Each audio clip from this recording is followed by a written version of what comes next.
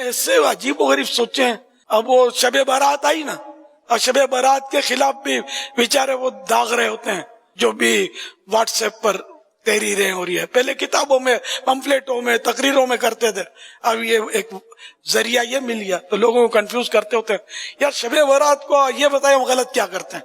عصر سے آ کر مسجد میں بیٹھ جاتے ہیں، ایک ثواب کا کام تو ہے نا. 14 شعبان کو بیٹھنا، اگر ہم نے اس کو فرض یا واجب تو کہا ہی نہیں ہے نا. پھر وہ 6 نفلیں پڑھتے ہیں کہ ہی جب نفل رہے ہیں تو نفل کو فرض کا درجہ ہم دیتے ہی کبھی، کوئی بھی نہیں دیتا. نفل ہے، یاسین شریف پڑھتے ہیں تو یہ منع ہے پڑھنا. اس بہانے لوگ آتے ہیں، مسجدیں آباد ہوتی ہیں اور نفلیں پڑھتے ہیں، نمازیں پڑھتے ہیں. پھر یہ ساری رات ہم لوگ مل کر کچھ نہ ساری رات یا ایک رات تک بیان ہوتا ہے. عشاء کے بعد جیسے بیان ہوگا، روزوں کی ترغیب ہے. تو یہ سب کیا ہے؟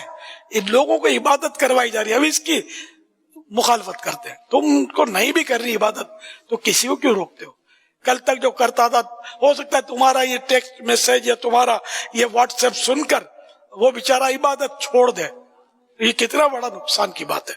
تو میں سب کو سمجھا رہا ہوں، جو ایسا کرتے ہیں وہ بھی نہ کریں، ایسا نہ کریں. اور کام بہت ہیں جس کو آپ کریں.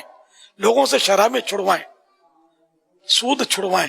جو بے نمازی ہیں ان کو مسجد میں آنے کا آپ کو ٹیکسٹ میسج دے کے نماز پڑھا کرو. فرض ہے کہ جو قطعی چیزیں ہیں.